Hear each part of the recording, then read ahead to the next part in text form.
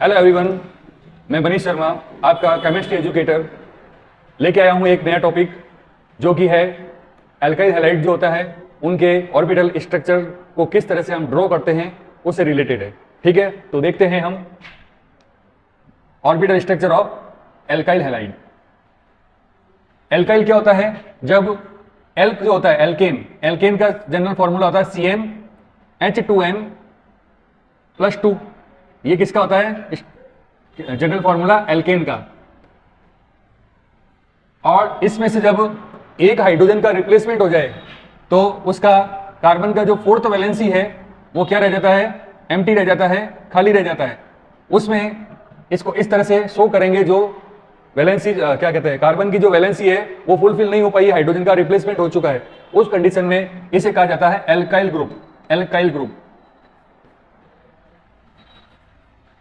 तो अगर हमारे पास में कार्बन जो है उसका नंबर 1 हो और इस 1 को यहां पर पुटअप करें n की जगह, तो हमारे को मिलेगा जो स्ट्रक्चर फॉर्मूला मिलेगा वो C1H2×1+1। तो रिजल्टेंट इसका क्या मिलेगा? CH2×1 2+1 3, तो CH3 हो गया। और एक वैलेंसी जो इसकी कार्बन की खाली रहेगी। तो 1 कार्बन को कहते हैं मैथ, जो उसके लिए वर्ड यूज किया जाता है उसे कहते हैं मैथ। तो यहां से ये मिल जाएगा हमें मिथाइल। ठीक है, अगर यहां पर कार्बन का नंबर 2 होता तो हमारे को ये जो फॉर्मूला मिलता, यहां n की जगह हम वैल्यू 2 पुटअप करते, तो C2H2×2+1 C2H5। तो 2 कार्बन के लिए जो वर्ड यूज करते हैं वो एथ होता है, तो एथ के साथ आई लगाएंगे तो हो जाएगा इथाइल। इसी तरह से कार्बन 3 होता तो उसके लिए जो वर्ड यूज करते वो होता प्रोपाइल। और कार्बन अगर 4 हो तो उसके लिए जो वर्ड यूज किया जाएगा वो हो जाएगा ब्यूटाइल।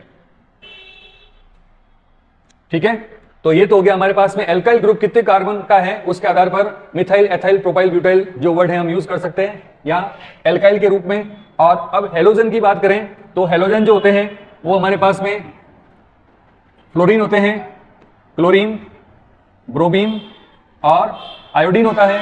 तो इन दोनों का जो फिजिकल स्टेट होता है वो गैसियस होता है, ये गैसियस होते हैं। ब्रोमीन जो होता है वो लिक्विड स्टेट में रहता है और आयोडीन जो होता है वो सॉलिड स्टेट में रहता है। ठीक है, तो अगर यहां पर फ्लोरीन की बात करें, अगर एल्काइल ग्रुप से F जुड़ा है तो इसे कहेंगे फ्लोराइड। अगर Cl जुड़ा है, ये इसका चार्ज होता है, इन्होंने क्या कर लिया है, एक इलेक्ट्रॉन एडॉप्ट कर लिया है, तो इसे कहा जाता है क्लोराइड। Br को कहा जाता है ब्रोमाइड और I को कहा जाएगा आयोडाइड। ठीक है, तो इस तरह से हम क्या करेंगे, इसके लिए नेम देंगे। तो इसके लिए जो नेम हो जाएगा वो आयोडाइड हो जाएगा, ये I- है, आयोडाइड। तो इनको जो नेमिंग किया जाएगा इस तरह से किया जाएगा कि CH3Br है तो एक कार्बन है तो मिथाइल, और Br है तो उसे ब्रोमाइड बोलेंगे।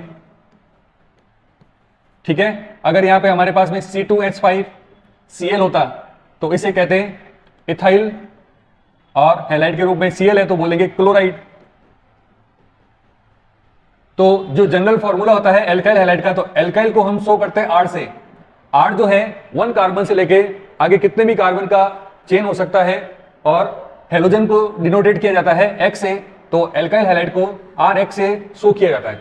ठीक है, तो अब कोई भी एक हम एल्काइल हैलाइड लेकर उसका ऑर्बिटल स्ट्रक्चर को है वो ड्रॉ करने वाले हैं। तो यहां पर हम लेते हैं, मान लीजिए हमारे पास में है CH3Cl, जो कि ये हो गया हमारे पास में R ग्रुप और ये हो गया हमारे पास में X ग्रुप।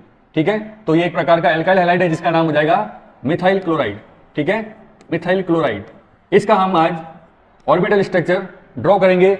और आपको ये पता होना चाहिए कि क्लोरीन जो होता है इलेक्ट्रोनेगेटिविटी वाला एटम है, तो यहाँ पे क्या करता है, क्लोरीन जो होता है शेयर्ड इलेक्ट्रॉन को अपनी ओर अट्रैक्ट करता है, जिसके कारण यहाँ पर जो है CH3Cl जो है इसके ऊपर डेल माइनस चार्ज डेवलप होता है और इसके ऊपर डेल प्लस चार्ज डेवलप होता है। तो यहाँ पे जो ये होता है इसका नेचर बन जाता है पोलर नेचर, ठीक है। तो इसका नेचर कैसा बन जाएगा, पोलर नेचर के होते हैं एल्किल हैलाइड। और अब यहाँ पर हम यहाँ पर देखें CH3Cl में जो सेंट्रल एटम है, जो सेंट्रल में प्रेजेंट है उसे क्या कहेंगे, तो यहाँ पे जो है कार्बन जो है वो सेंट्रल एटम है और इसका जो Z होता है वो 6 होता है। तो इसका कॉन्फ़िगरेशन जब लिखेंगे तो हो जाएगा 1s2 2s2 एंड 2p2। तो total number of valence electron यहाँ पर कितने हो गए, 4 हो गए। और हम कहते भी हैं कि कार्बन की वैलेंसी कितनी होती है, 4 होती है। तो यहाँ पर जो है इस तरह से हमने कार्बन के जो 6 इलेक्ट्रॉन है उनको फुलफिल कर दिया है। और यहाँ पर हम क्या करेंगे कि इसका जो है कार्बन की जो ग्राउंड स्टेट होती है उसमें यहाँ पर 2s में जो इलेक्ट्रॉन है वो भर दिए हमने। इसी तरह हमने 2p में जो इलेक्ट्रॉन है, 2p में इलेक्ट्रॉन है उनको हमने फुलफिल कर दिया ऑर्बिटल्स को। और कार्बन की जो है एनर्जेटिक स्टेट जो होती है उसमें यहाँ पर क्या होगा, ये एक इलेक्ट्रॉन जो है जंप करके एम्प्टी ऑर्बिटल में चला जाता है, जिससे हमें ये देखने को मिलता है कि अब कार्बन के पास में जो है 4 अनपेयर्ड इलेक्ट्रॉन दिखाई दे रहे हैं, ठीक है। इसके बाद में देखते हैं कि यहाँ पर कार्बन की जो वैलेंसी है वो 4 सिग्मा बॉन्ड से फुलफिल होती है, जिसमें क्या देखने को मिलता है कि कार्बन के पास में इस तरह से यहाँ पर एक हाइड्रोजन, दूसरा हाइड्रोजन, तीसरा हाइड्रोजन, तो इस तरह से CH3 कंप्लीट हो गया। और 4th वैलेंसी जो है क्लोरीन एटम से फुलफिल हो रही है, तो यहाँ पे ये इसका स्ट्रक्चर हो जाएगा, ठीक है। तो अब आप देखें कि जब यहाँ पर बॉन्ड जो है वो इसके सिग्मा बॉन्ड है उनका नंबर जो 4 है, तो हमने पहले बात की थी पहले वीडियो में, जिसमें अगर सिग्मा बॉन्ड के नंबर अगर 4 होते हैं तो उसमें हाइब्रिडाइजेशन कौन सा होता है, sp3 हाइब्रिडाइजेशन होता है, ठीक है। तो यहाँ पर जो है s का एक ऑर्बिटल, तो यहाँ कहेंगे कार्बन में sp3 हाइब्रिडाइजेशन होने के बाद में यहाँ पर जो इसका एनर्जी गैप जो है वो समाप्त हो जाएगा, या अब उसका एनर्जी गैप नहीं रहेगा और हमें जो 4 ऑर्बिटल मिलेंगे वो इक्वल एनर्जी के मिलेंगे, जिसमें इन्हें कहा जाएगा sp3 sp3 sp3 and sp3। और ये इसके इलेक्ट्रॉन हमने जो अनपेयर्ड इलेक्ट्रॉन पहले थे सेम उसको शो कर दिया है। अब यहाँ पे फॉर्मेशन, यहाँ पे किसका फॉर्मेशन हो रहा है, CH3Cl का फॉर्मेशन करने जा रहे हैं हम। तो यहाँ पर आप देखें ये हमारे पास में 4 नंबर ऑफ ऑर्बिटल जो हैं वो sp3 के हैं, sp3 sp3 sp3 and sp3, जिसमें एक एक इलेक्ट्रॉन हमने शो कर दिया। अब यहाँ पर हम जो नेक्स्ट लेने वाले हैं 3 तो हाइड्रोजन आ गए, पहला हाइड्रोजन, सेकेंड हाइड्रोजन, ये थर्ड हाइड्रोजन, और ये आ गया 4th नंबर पर क्लोरीन एटम, ठीक है। तो क्लोरीन का जो इलेक्ट्रॉन यहाँ पर शेयरिंग करके बॉन्ड बनाता है वो होता है p ऑर्बिटल का इलेक्ट्रॉन, ठीक है। तो हमें जो इसका ऑर्बिटल स्ट्रक्चर शो करना है उसके लिए क्लोरीन के लिए हमें p ऑर्बिटल का जो स्ट्रक्चर होता है वो डबल शेप होता है वो शो करना पड़ेगा। और हाइड्रोजन का इलेक्ट्रॉन जो होता है वो s ऑर्बिटल में होता है, इसलिए उसका शेप जो राउंड होता है वो हमें इस तरह से शो करना पड़ेगा। तो आप देखें ये हमने बना दिया है CH3Cl का फॉर्मेशन, जहां पर नंबर ऑफ सिग्मा बॉन्ड जो है वो यहाँ पर 4 हो गए, ठीक है, जो हमने यहाँ पर sp3 हाइब्रिडाइजेशन बनाने के लिए पहले काम में लिया था।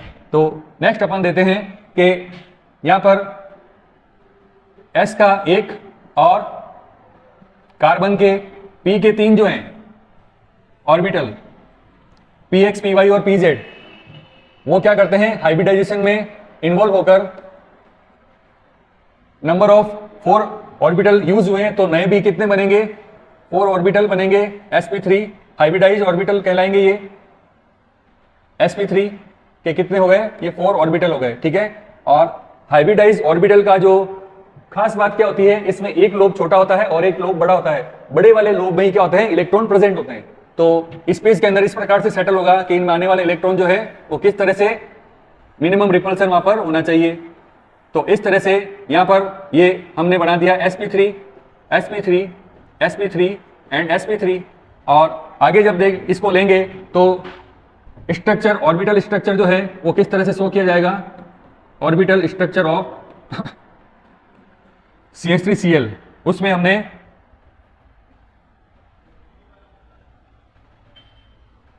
इस तरह से 4 sp3 ऑर्बिटल्स ये कार्बन के हैं हमारे पास में, और फर्स्ट नंबर पे हम यहाँ पे हाइड्रोजन को जोड़ने वाले हैं। ये हमारे पास में आ गया हाइड्रोजन फर्स्ट और उसका इलेक्ट्रॉन, ये हाइड्रोजन सेकंड, CH3Cl का सेकंड हाइड्रोजन, ये उसका इलेक्ट्रॉन, ये थर्ड नंबर वाला हाइड्रोजन और उसका इलेक्ट्रॉन। अब हमें ध्यान देना है फोर्थ नंबर पर, हमें हेलोजन एटम का जो इलेक्ट्रॉन है वो कौन से में है, वो है हमारे पास में p ऑर्बिटल में होता है।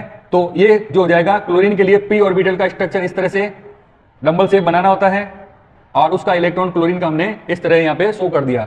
और यहाँ पर जो है रिमेनिंग जो कार्बन के 4 इलेक्ट्रॉन है वो हम इस तरह से यहाँ पर शो करेंगे।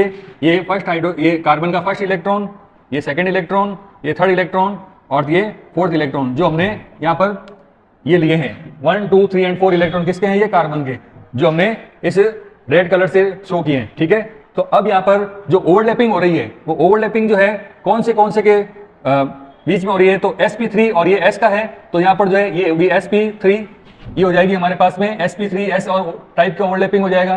कौन सा टाइप का हो जाएगा, ये हो जाएगा हमारे पास में sp3s टाइप का ओवरलैपिंग।